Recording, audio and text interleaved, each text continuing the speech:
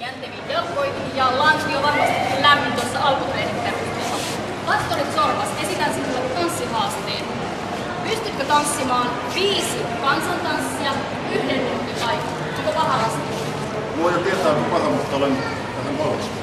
Voimme näyttää sen kohta, miten tämä onnistuu. Meillä on mukana kansantanssin erikoisasiantuntija tuomari Timo Papadopoulos sekä iloinen äänimerkkimiehemme, joka on valmiina, eikö niin?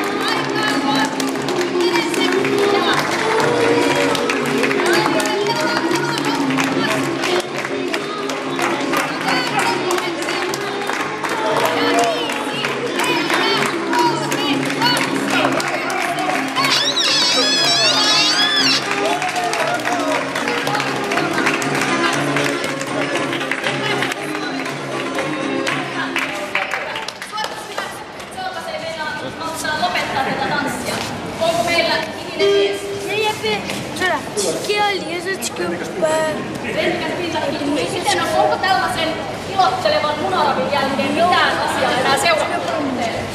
Ilman muuta uskorit tanssia majatalossa. Tulee niitä kesähäitä, tulee tansseja. Morsianta tanssittamaan. Ilman muuta, ilman niitä.